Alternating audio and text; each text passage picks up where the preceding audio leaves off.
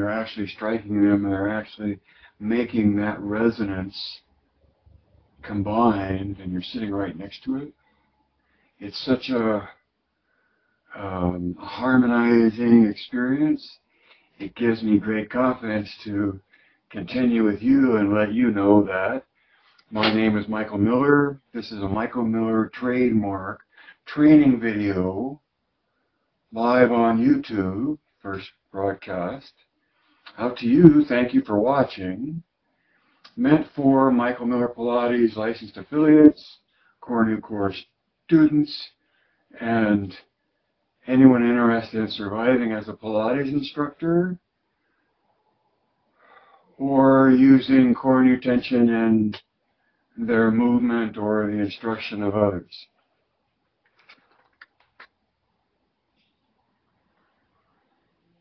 So four topics today.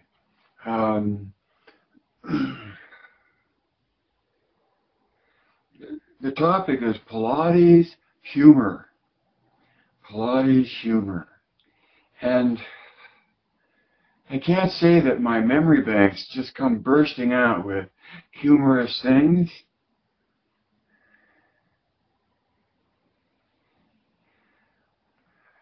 Just one thing came out of my recollection was when I put a student on a Cadillac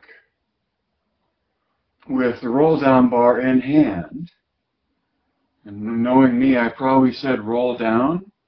And if this was the person's body, right, they went boom, boom, boom, boom, boom, boom. About 6 times before I could even say anything. It was happening so fast and it was so violent in a way. And I think the reason it strikes me as humorous is because this was that student's truth about what they were being asked to do, right? And to have it be so extremely different than the kind of movement that as an instructor I would hope to engender in a student, right? It was just really different. And because of that, it was really, really funny. Maybe that's because, to me, for anything to be funny, there has to be an element of truth in it, right? And so,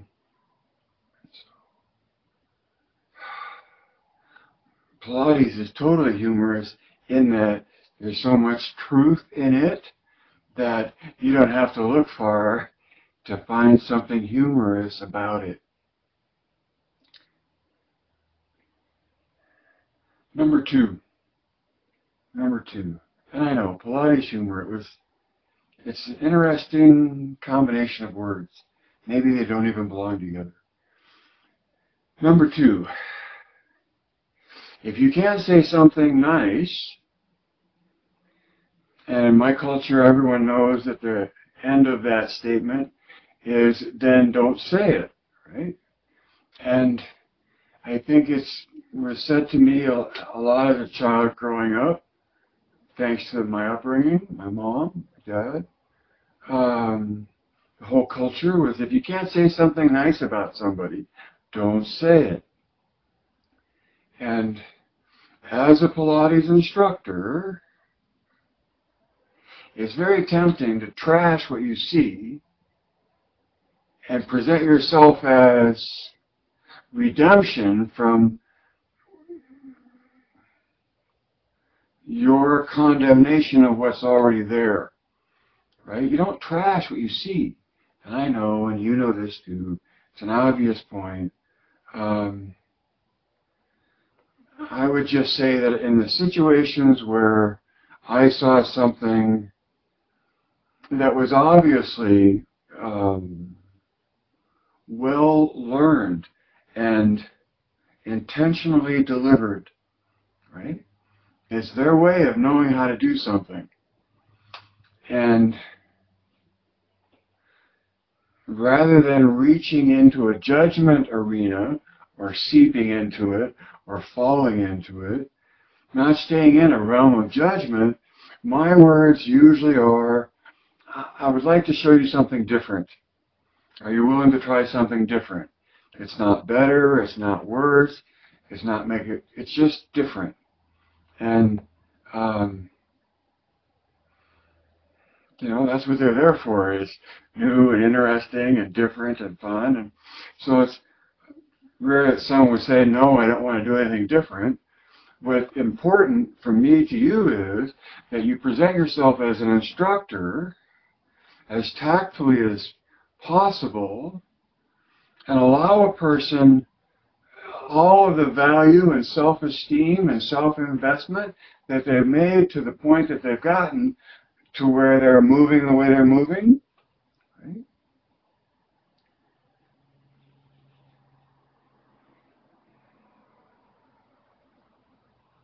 And if you're not much of an instructor, I don't think, if you can't allow a person to take all of their experience and history intact and valued into whatever else you add to, right?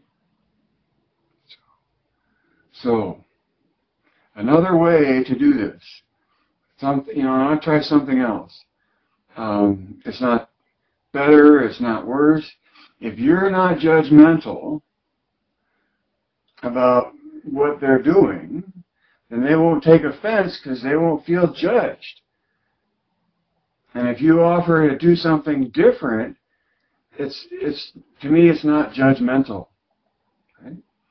You're there to deliver your unique influence on the situation as the instructor, and you ask permission to introduce something different so that you identify it as it will be different or it's different, but that it's not to be judged one way or another. It's merely what you feel like doing next. All right, so that was number 2. Number 3, and the title goes like this: if not Pilates instructors, then who? If not Pilates instructors, then who?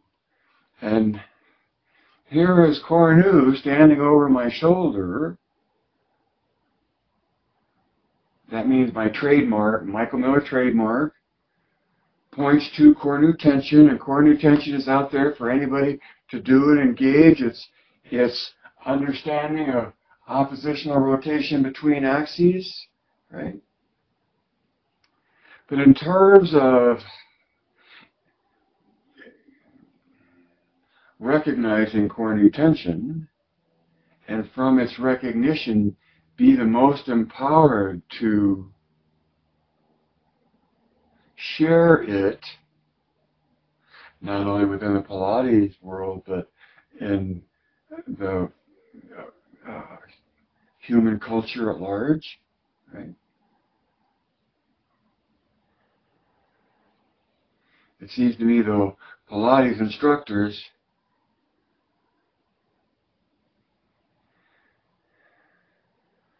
aren't necessarily, I think that from all of what their experience adds up to, we're back to talking about experience, that their experience will give them an experience of Cornu tension that will then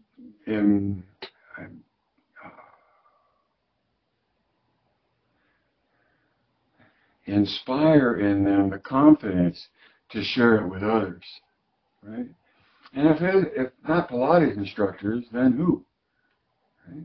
So if you want to survive as a Pilates instructor, if you just did a course on Cornu tension for Pilates instructors, something I've tried to do in the past that you could probably do much better than I could, because you know your audience, or to whatever audience you have. So Cornu tension is something different that's not better or worse than however else you're moving. Except when it comes to the point of engaging in core nutension to get more uniform engagement of the body for all of the benefits that come from that.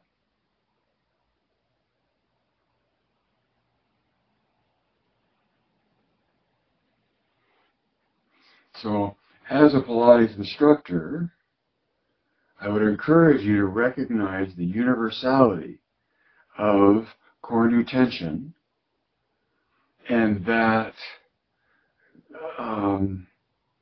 unless this broadcast is really old and everybody's already knows about it by now, which isn't the case upon the broadcast, but just holding workshops on how to fit core nutention into, and then whatever, golf or tennis or swimming, walking, dancing, fighting, core nutention.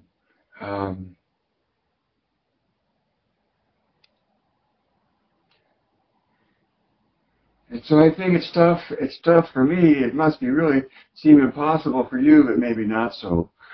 That Michael Miller, me, professionally, has two things to share with you. One is MMP and the other one is CT.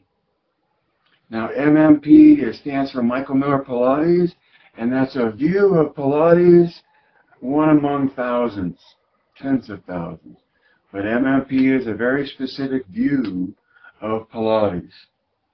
And CT is core nutention, which is biomechanics, which is pointing to the way the biology accomplishes the physics to move the way it does. So the human body is biology, and it employs physics.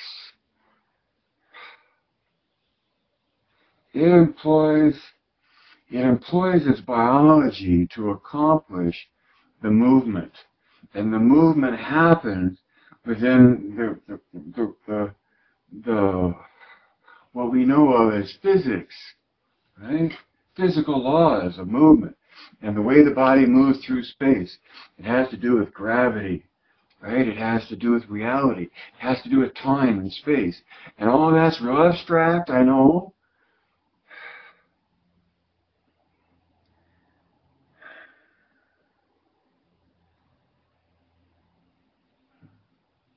So that really does take me to number 4 today.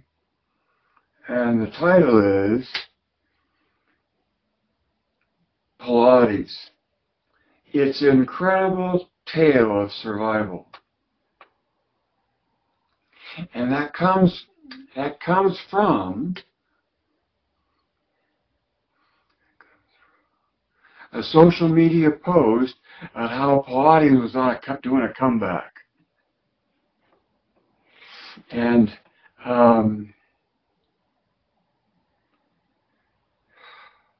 it's a physical world that happens in cycles,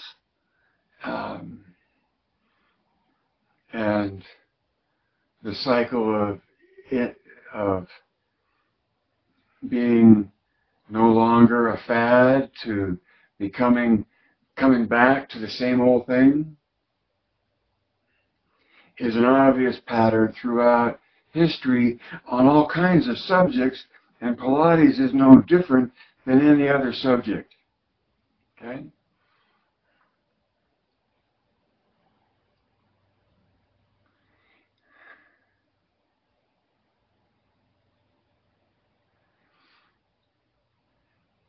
I think at some level, at the very surface level of experiencing or knowing anything about Pilates, not knowing much, it's easy to expose yourself to it and then not be all that impressed and have it fall out of favor, to then have it become of interest again because it has survived by all of the interest at a much deeper level that doesn't go into or out of fashion. So if you want to survive as a Pilates instructor, which is the intent of this broadcast, to help you do that, then I think the more you're connected to Pilates at a level and a depth where there is no falling into and out of and back into and out of love with Pilates again, that's nice if that's the cycle that you like and that you want. But as an instructor, to survive as an instructor, first of all, you accept that people are in that cycle and they get bored and they go looking for something else. But what they usually don't take with them is this profound understanding that there's nothing more potent or more pure as a conditioning routine than Joe's method, which ultimately means performing his mat sequence, his choreography. And that's just my opinion,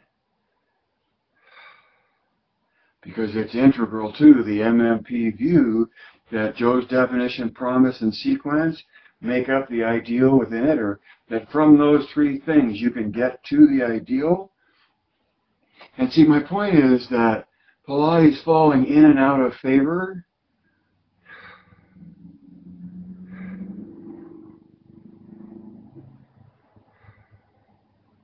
see, I keep losing the point when I try to walk up to it.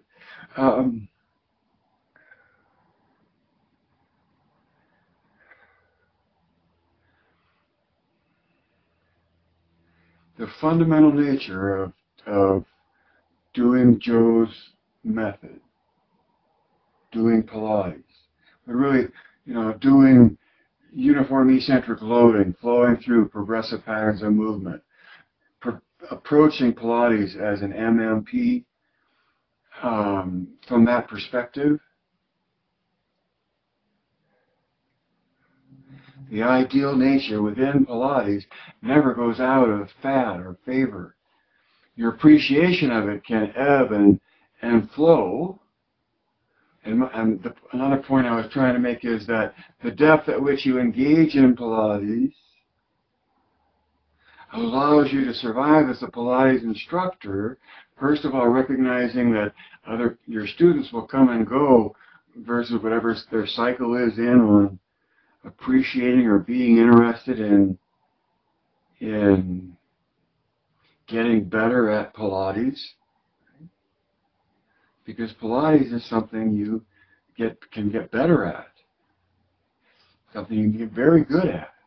And to the extent that you get very good at it, whatever else you want to do with your body and your mind and your spirit is more freely available to you than otherwise. This in and out of favor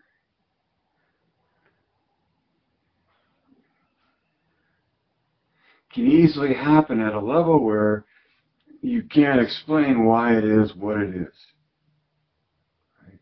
So my response to the social media was twofold. One was that the Pilates method, just the mat, Joe's method, the point that Joe's method makes, is fundamental to human conditioning. Period. And it always will be.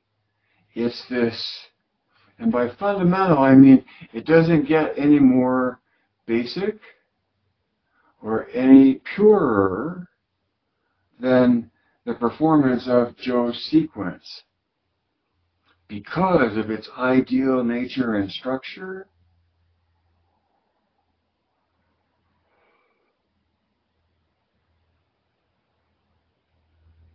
It's the ideal nature and structure that makes it so fundamental. It's not just his genius and what he just thought up, because he didn't think it up as much as a sculptor reveal the pattern as the response of biology to the physics it finds itself in. The human condition's response to its condition is to condition the body in preparation for what comes up unexpectedly. And make that response with some spontaneous zest and pleasure. See, read his book, just his first paragraphs. So, Pilates itself has this incredible tale of survival of Pilates. And to me, it's obvious because the ideal nature within Pilates doesn't change over time and isn't subject to subjective interpretation that holds more weight than the ideal that is already there. And that's what gives you a direct connection to Joe and his work, is your comprehension of the ideal that exists within it and your sensation of the experience that you reach for in doing the work. So, yes, Pilates will continue to flow out and in of popular awareness. But if you're interested in surviving as a Pilates instructor, and that's all you want to do, think of that. Think of how many millions of people now are in love and falling deeper in love with Pilates and some want to teach it. And that whole flood of teachers coming in to teach Pilates to a fluctuating amount of clientele, not only in terms of just popular interest, but in financial conditions in the world that allow a person to afford the indulgence of that. Right? And I never try to make a deal about who I know and who I worked with, because that's not relevant to MMP, because MMP is about Joe's original work, and to me that towers over anything that has happened since then, because it makes a statement in and of itself, right? My point of view, the MMP point of view. There's a lot of point of views. And when you want to hold your own among all those other views, I want to say all of which, but maybe only most of which, live in the culture of who they are and who they trained with and what else they've done besides Pilates, as mattering to the prestige deserved or the respect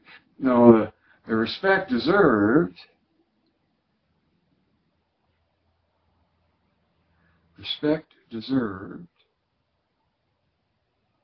from actually understanding why it is what it is.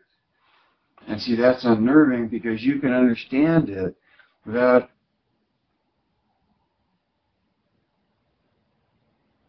knowing anybody that knew anybody, or have a long history of doing whatever you think you're doing.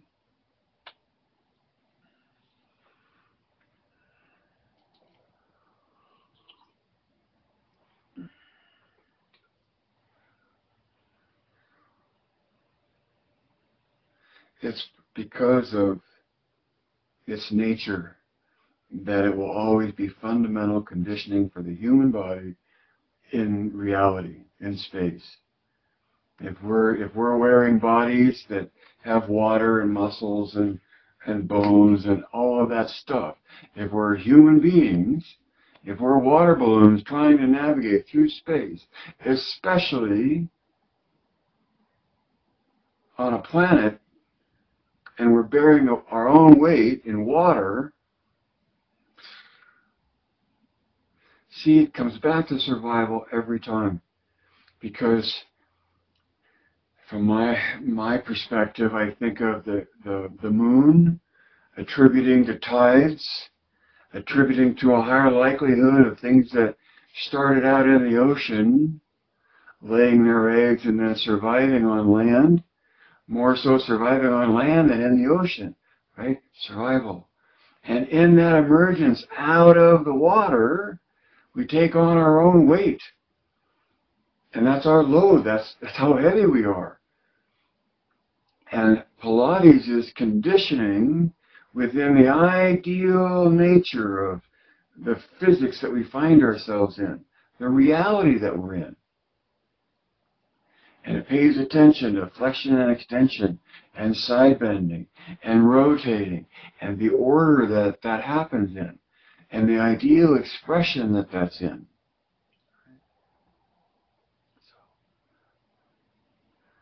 Pilates, from an MPP point of view, is this ideal artistic expression by Joseph Pilates that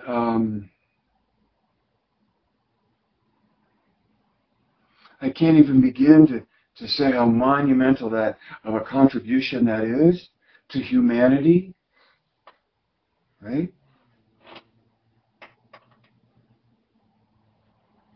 The number of people doing the act of mat work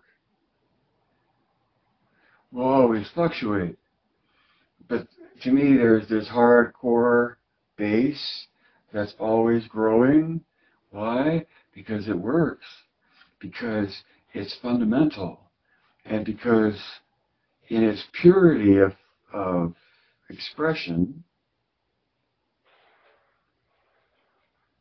the degree of focus that you apply to it diminishes the time necessary to get the maximum benefit out of it.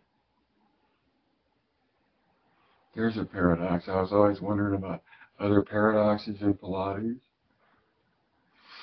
The more you understand the purpose of the exercise that you're doing, the more you get involved in doing it, it leads you to more quickly focus and express yourself more completely, and in doing so, exhaust yourself sooner. I don't know about the word exhaust, but you reach a depth of expression that you're done with, and leaves you coming out of it, ready to go on to what's next. Right? Even though the number can fluctuate, 3 is a number of repetitions. You do the first one to get there and to be in it and to express it, and the second one to be more refined and more connected perhaps in listening to what you experienced on the first one. So you're listening more in the second rep, but you're controlling it as you do it.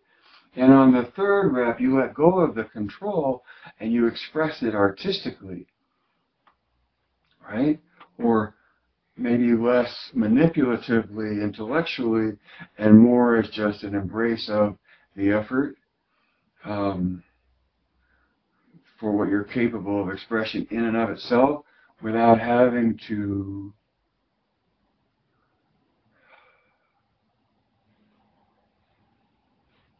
be heavy-handed in your mentality and in making the control of it as an expression. Okay? Enjoy it more.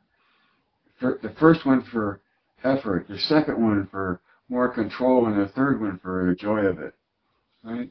There's sort of a progression in the way you engage in your repetitions, and in that engagement, what starts out for me as I'm not that interested in, I'm just doing it to get through it, but in knowing what it's about and knowing how to really do it and embrace it every time, perhaps not in every exercise, but always throughout the sequence, there are moments where I'm just drawn into it, doing it as well as I can, because that's the nature of the exercise. It's the nature of the design, the purpose. And all of that is all of Joe. That's all Joe. It's all there right in his book.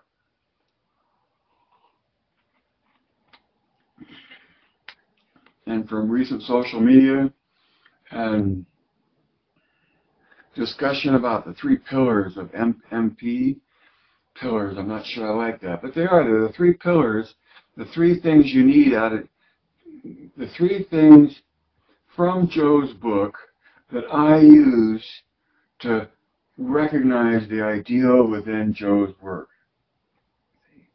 And if you're listening to this and you're interested in having a handle on and control of your own point of view of Pilates, then, especially if you want to understand MMP as a part of whatever else you understand it about Pilates, then MMP comes from 3 things in Joe's book.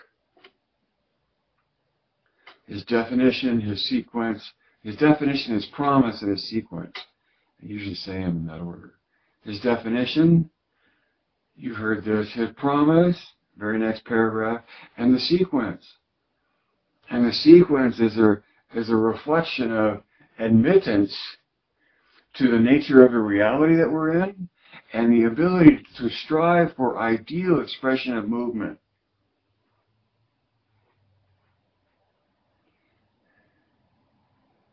And it's at that level that I submit this out into the world and that I make this profession, because to me, the only Pilates that has a chance of really surviving is Pilates that comes from its essence. And that's an assumption that it has an essence. And a lot of the 10,000 views of Pilates aren't even close to acknowledging or admitting, or just they don't care or don't want to know, ignoring an essence within the original work, because it's too much fun just saying you have a history with it and making it whatever you want. My point is that the ideal, if there is an ideal within Joe's original work, it will protect itself. Doesn't that make sense? If the ideal is there, and you've heard enough of what I've said, or what somebody else has said, that points to uniform eccentric loading flowing through progressive patterns of movement, or some such thing that acknowledges the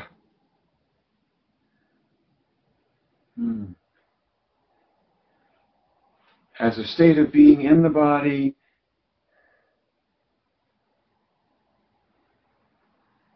in the moment of the doing. State of being in the body, in the moment of the doing. That's how I say it. Because I usually, contrology is complete coordination of body, mind, and spirit. As a state of being in the body, in the moment of the doing. There's a nounness to it. And many of the 10,000 ways of looking at Pilates have no sense of that, no awareness of that, no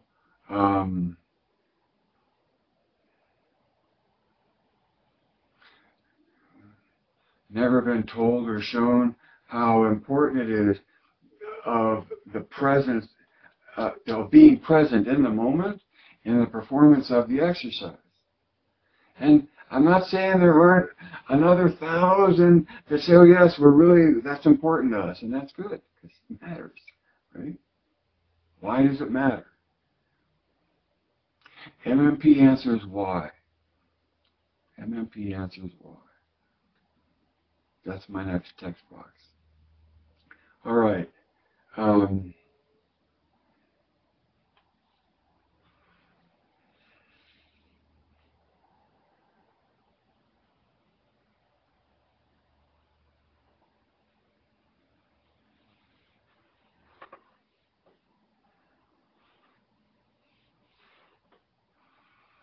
Remember that core nutension exists for all humanity as a means of moving through space.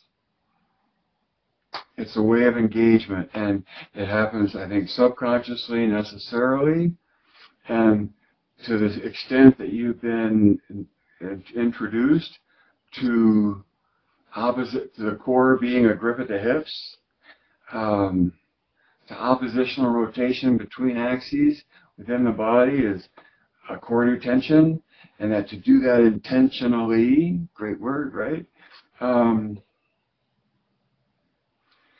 Makes alignment sensational, triggers uniform usage,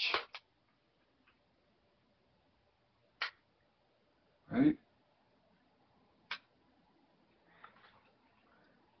And uniform usage is what you're after to get to uniform development that is the promise of Joseph Pilates. So, if not for Pilates instructors, if not for you, because I keep thinking that you're a Pilates instructor, because that's my target, and because of that, I guess, I should rely on that. As a Pilates instructor, recognize the two things you got from me, the artist, or the human, MMP, and that's an understanding of what Pilates is, why it is that way, that there's a target and how to hit it, blah, blah, blah.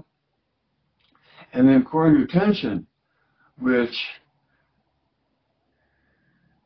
anybody uses to move through space, and the more they're aware of how to intentionally engage core nutension, the better off they are in their body because of its benefit.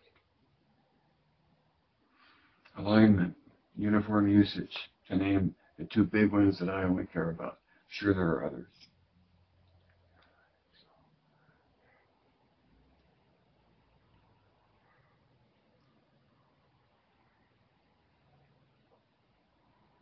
If Pilates in your market, in your cycle, has all been there, done that, then,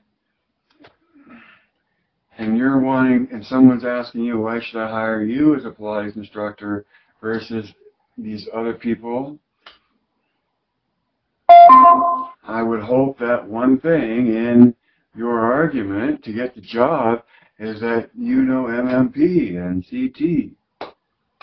It's like, what the hell is that? Well, you understand the ideal within the original work as the brand MMP illuminates, and you're aware of core nutension in the body as a biomechanical fact that helps anybody move through space.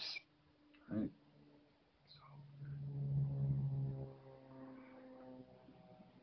I have another title that I don't know how I feel about.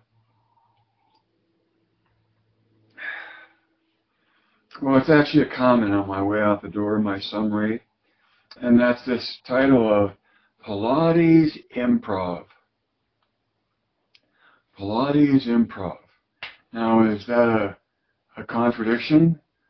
Is that what they call an oxymoron?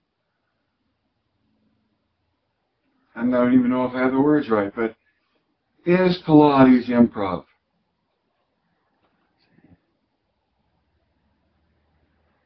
And to the extent that you consider Pilates nothing but improv, that says something about your view of Pilates. And if Pilates improv rubs you the wrong way, it might give you a different view of Pilates. And because there are so many views of Pilates, it just amazes me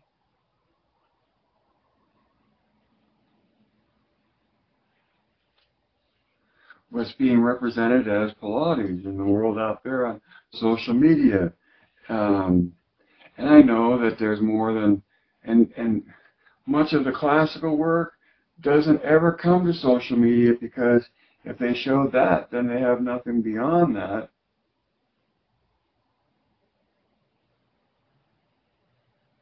That might not, I would argue that myself. You know, when you step out of yourself and you say something and you realize that you'd be the first person to argue that that's a foolish statement or incorrect or stupid or dumb.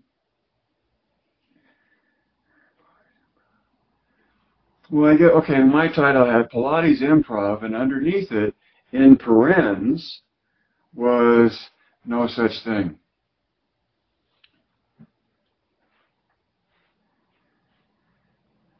So I'm wondering if they're part of the cycle we've been talking about. And part of that cycle, there will come two more freely available expressions of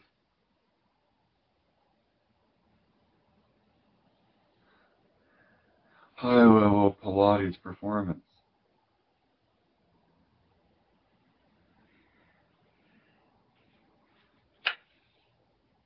I guess that's why people go to schools and see what the best that school has to offer is all about.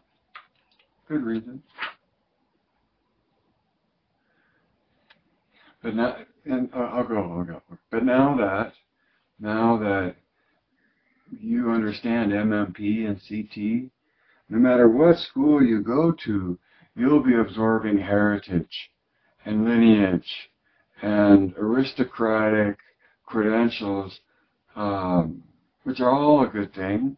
That's most of the fun. It's all the people you get to meet and have fun with, and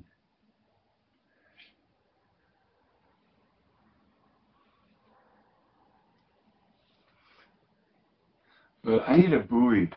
Like out in the ocean, a buoy that goes ding dong, that lights up at night, that marks a place where boats can move around it without like hitting it, or they know where they are based on the buoy.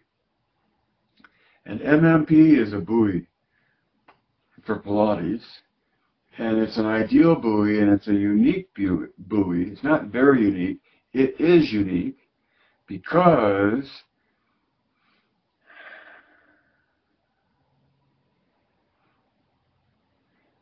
it looks at the original work of Joseph Pilates and professes an ideal within it that has nothing to do with having worked with Joe, knew Joe, trained with Joe, had your picture taken with Joe, worked with Joe, started your own school, worked with somebody that knew Joe, took pictures of Joe, became a teacher, became certified other people. The whole aristocratic lineage thing is all part of our nature, our structure, it's human nature. But within all of that, or underneath all of that, or beyond all of that, both beyond and back to, because MMP is transcendent, because it takes what was only considered to be tradition and goes to an ideal. And that's, to me, a transcendence in effect, because you go to someplace new. And in that transcendence, because it's based on Joe's original work, to any extent that it gains any popularity or any acceptance, it ensures the survival of Joe's original work, because that's what the ideal is based on. And that's what MMP is about.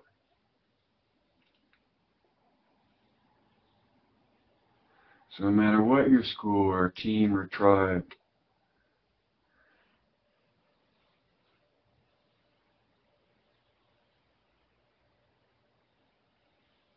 the ideal within Joe's work supports all of the 10,000 things that come out of it, mine included. And again, my MMP is just one point of view. It takes a particular point of view for and seeks to explain why, and it's up to you, the viewer, to decide if it makes any sense to you. And that's why Michael Miller Pilates makes sense as a saying mark. It makes sense between your ears, and it makes sense in your body.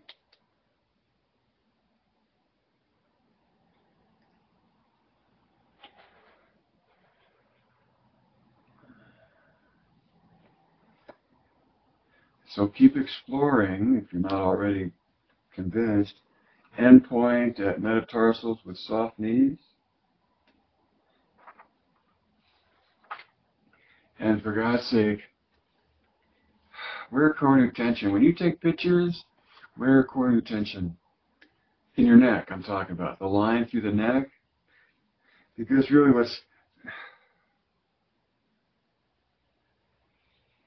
are you expressing Pilates or are you expressing something else? Is it an art? Is it an artistic impression? Right? Because to me, if you're expressing Pilates, then when you're in the long stretch on the reformer, or you're doing the push-up on the mat, when you're all those points on the line, except the metatarsals, because you're flexed at the ankle, the ears ought to line up with the rest of the body. And when you're in the tension to do that, it shows and it's obvious, and to me, that's at least MMP. Someday people will say, well, that's just Pilates, and that'll be fine. But right now, anything can be Pilates, and MMP has a particular point of view that is very empowering, very clarifying.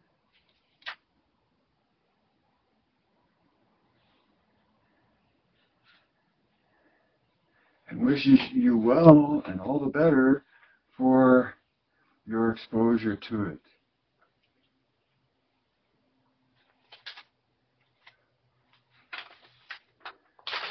I think I'm headed over to Facebook to tell them that they've been missing all of my live broadcasts. And yet I think I'm still feeling good about being on YouTube. It's lonelier and there's less confirmation in it. But there's less immediate feedback and fewer viewers trailing behind me, so that I'm more in it for what I know I want to say and for the focus I have from the notes that I've made during my workout. So it seems to be working for me. I've explored making a download on YouTube, and it turns out that's just a part of all of your data on Google. So I encourage you to go find where you can just download everything on Google that's yours. And then specifically establish a group like just the videos I made recently that are live broadcasts. My intent was to do that, but in exploring it, I had to ask myself why, and did I really want to have all my videos of my live broadcast on a chip? Haven't gotten that far yet. Maybe Facebook Live will feel too intimate now. Thank you for listening, and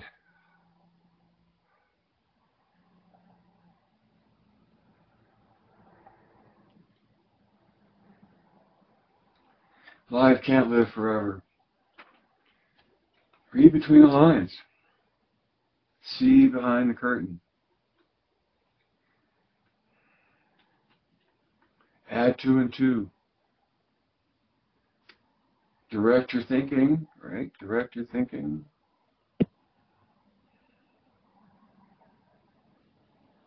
And Geist.